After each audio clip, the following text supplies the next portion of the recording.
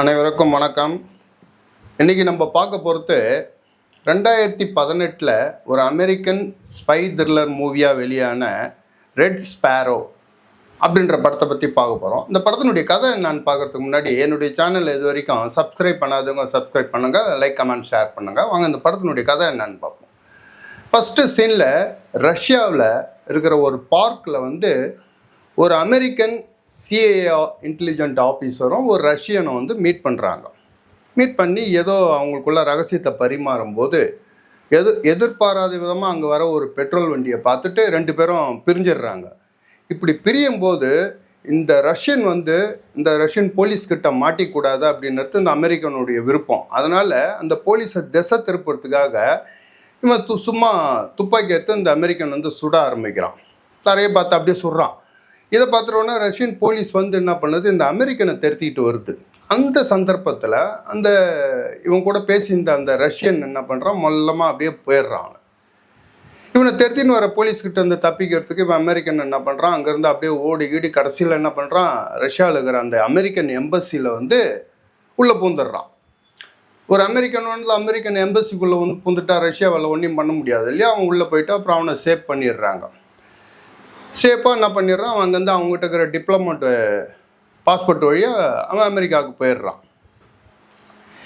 இதை CCTV camera வழியாக பார்க்குற ரஷ்யன் கவர்மெண்ட் இந்த அமெரிக்கன் யாருன்னு தெரியும், அவன் ஒரு சிஐஏ ஆஃபீஸர். ஆனால் அவங்ககிட்ட பேசின இந்த ரஷ்யன் யார், இவனுக்கு என்ன கனெக்ஷனு, இவன் என்ன விஷயத்தை அவங்ககிட்ட போய் பரிமாறலாம் அப்படின்னு இவனை கண்டுபிடிக்கிறதுக்காக தேடுறாங்க. இந்த ரஷ்யன் கவர்மெண்ட்டால் கண்டுபிடிக்க முடியல. ஏதோ நம்ம ரஷ்யன் கவர்மெண்ட்டு பற்றின ரகசியங்களை இந்த ரஷ்யன் அவங்ககிட்ட அமெரிக்கன்கிட்ட சொல்லியிருக்கான், இதை கண்டுபிடிக்கணும் அப்படின்னு போகும்போது அவனை கண்டுபிடிக்க முடியல. இந்த விஷயம் அவன் யார் என்ன ஏதுன்ட்டு அந்த அமெரிக்கனுக்கு மட்டும்தான் தெரியும். இப்போ அவன் அமெரிக்காவுக்கு போயிட்டான், அவனை போய் கடத்தின்னு வந்தோ இல்லை இது பண்ணி வாய்ப்பு இல்லை. இந்த நேரத்தில் டொமினிகா அப்படின்னு ஒரு பாலே டான்ஸர் ஆடுற ஒரு பொண்ணு, ரொம்ப அழகான பொண்ணு.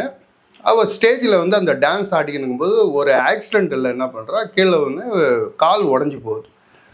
கால் உடஞ்சி போயிட்டு என்ன பண்ணுறா, வீட்டில் படுத்த படுக்கையாக இருக்கா. இந்த ரஷ்யன் உளவுத்துறையில் அவங்க மாமா வேலை செய்கிறாரு. அவர் இந்த வீட்டில் பார்க்குறதுக்கு வர்றாரு. இந்த பொண்ணை பார்த்துட்டு சொல்லிட்டு போகும்போது, சரி இப்படி இருக்கிறதுனால அந்த பொண்ணுக்கு அவங்க அம்மா உடம்பு சரியில்லாத படுத்த படுக்கையாக இருக்காங்க. இந்த பொண்ணுக்கு இவளுக்கும் கால் உடஞ்சி போயிடுச்சு, அம்மாவுக்கும் உடம்பு சரியில்லை.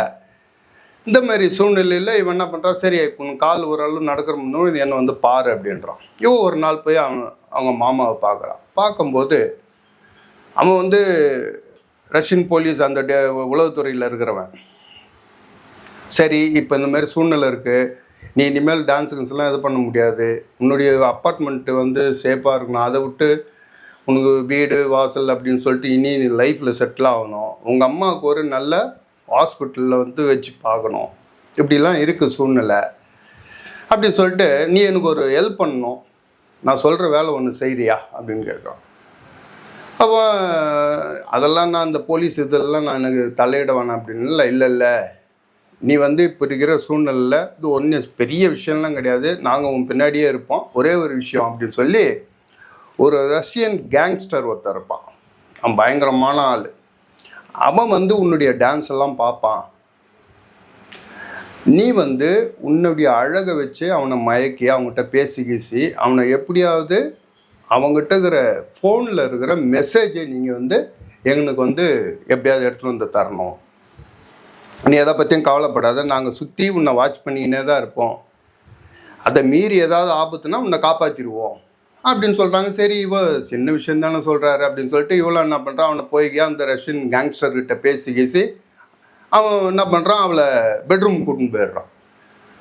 சரி அப்படியே பேசிகிட்டே இருக்கும்போது இவனை தான் காப்பாற்றிடுவாங்களா. அப்புறம் தான் ஃபோனை அவன் பக்கத்தில் வைக்கிறான். அதை எப்படி எடுக்கிறது என்னான்னு போகிறதுக்குள்ளோ அந்த ரஷ்யன் கேங்ஸ்டர் என்ன பண்ணுறான், இவ்வளோ பலாத்காரமாக ரேப் பண்ணிடுறான். அப்போ அந்த நேரம் பார்த்து என்ன பண்ணுறாங்க, கடைசியில் எப்படியோ இவங்க ஆள்லாம் அவனை கொலை பண்ணிவிட்டு இந்த பொண்ணை அவங்ககிட்ட காப்பாற்றி ரஷ்யன் போலீஸை தூக்கின்னு போயிடுது. இப்போ இவ அவன் அங்கிள்கிட்ட அழறான், நீ சொல்லி தானே போனேன், இப்போ என் வாழ்க்கையே போயிடுச்சு, இப்போ இனிமேல் நான் என்ன பண்ணுறது நான் அப்படின்னும்போது அவன் மாமாக்காரன் என்ன பண்ணுறான், இன்னொரு ஆஃபர் ஒன்று சொல்கிறான். உங்கள்கிட்ட நல்ல ஸ்கில் இருக்குது, நல்ல திறமை இருக்குது, எந்த விஷயத்தையும் நீ செய்வ, நீ உன்னை பார்க்கும்போது உன்னுடைய ஆக்டிவிட்டிலாம் தெரியுது எனக்கு. ஆகவே நான் சொல்கிற மாதிரி எனக்கு நீ செஞ்சு கொடுத்தீங்கன்னா நானும் உன்னுடைய ஃப்யூச்சரை நான் இனிமேல் நான் பார்த்துக்குவேன் அப்படின்னு சொல்லிட்டு ரஷ்யாவில் இந்த சின்ன பசங்க, அழகான பெண்கள், ஆண்கள் இவங்களெல்லாம் ரெக்ரூட் பண்ணுறாங்க. ரெக்ரூட் பண்ணி உலகம் ஃபுல்லாக இவங்களை ரகசியமாக அனுப்பிச்சு வெளிநாடுகளில் இருக்கிற இந்த அரசியல்வாதிங்க, இராணுவத்தை சேர்ந்த ஆஃபீஸருங்க, அந்தமாரி முக்கியமான ஆளுங்கிட்ட உள்ளே பூந்து அவங்கள மயக்கி அவங்கக்கிட்ட இருக்கிற மெசேஜை ரஷ்யன் கவர்மெண்ட்டுக்கு அனுப்பணும். இதுக்காகவே ஒரு கேங்கை ரெக்ரூட் பண்ணுறாங்க. ரஷ்யாவிலேயே இருக்குது.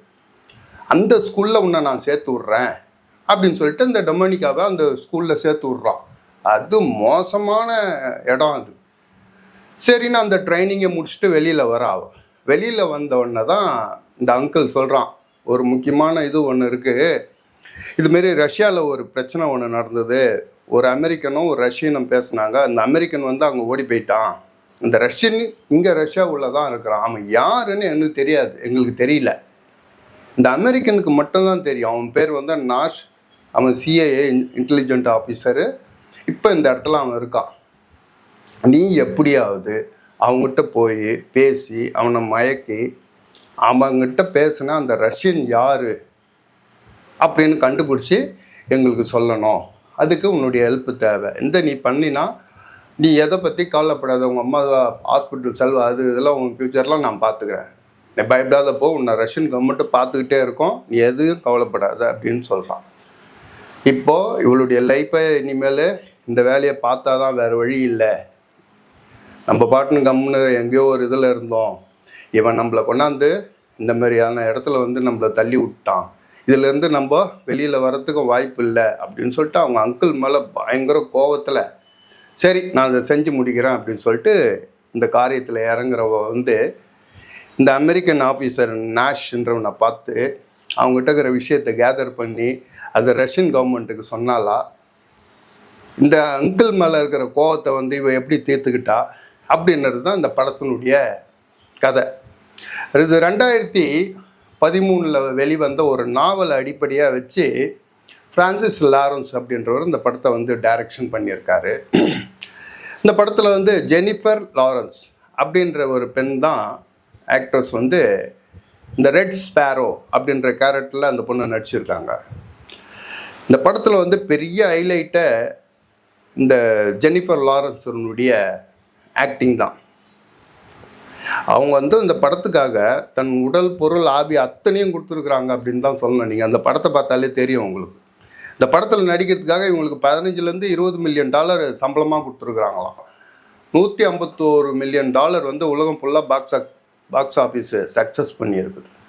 இந்த படத்தினுடைய கேமரா ஒர்க்கு, மியூசிக்கு, ஸ்க்ரீன் ப்ளே எல்லாமே அருமையாக பண்ணியிருக்காங்க. முக்கியமாக இந்த படத்தினுடைய மேக்கிங்கு அருமையாக பண்ணி எந்த இடத்துலையும் அந்த ரிச்னஸ் தான், எல்லா இடத்துலையும் அந்த ஒரு ரிச்னஸ் தான் தெரியுது இந்த படத்தில். படத்தை உங்களுக்கு நாவல்லேருந்து படமாக எடுக்கும்போது உங்களுக்கு பெரிய கஷ்டம் அது.